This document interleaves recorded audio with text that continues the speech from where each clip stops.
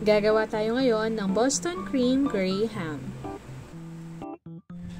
Pagsasama-samahin nyo lang 5 egg yolks, 1 cup of sugar, 1 teaspoon ng vanilla, 1/4 cup ng cornstarch, isang kurot ng asin. Halu-haluin hanggang sa mahalo.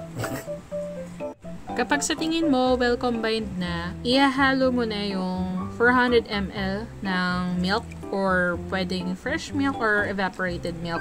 Ang ginamit ko rito ay fresh milk. Dahan-dahan mo lang siyang i-add, tapos ihahalo-halo mo lang. Hahaluin mo siya hanggang maubos na yung gatas. After nun, isasalang na natin siya sa apoy.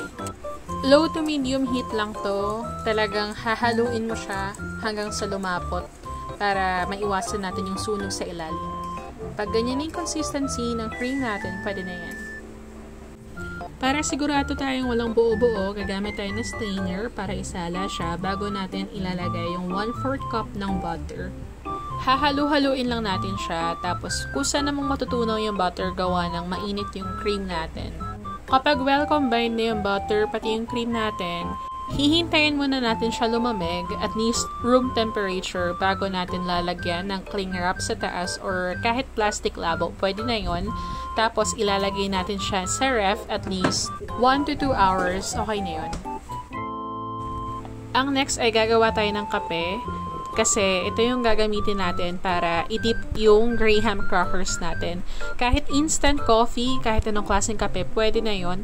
Habang tumutunog ang gitara sa akin, makinig ka muna. Joke lang. Pero habang hinihintay natin lumamig yung kape, hahaluan na natin ng all-purpose cream. Kalahati lang pala ng cream yung nilagay ko rito. So, 125 ml. Halu-haluin hanggang well combined.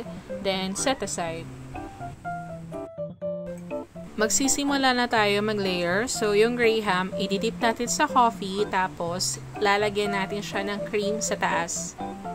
Uulit-ulitin lang natin to. So, Graham, cream, Graham, cream. Sa ganito karaming cream mixture, kaya nito 2 to 3 packs ng Graham. Kaso, isa lang kasi yung meron ako, so, ayun. Sa chocolate ganache, iinitin lang natin yung natirang all-purpose cream, tapos ihahalo sa chocolate chips.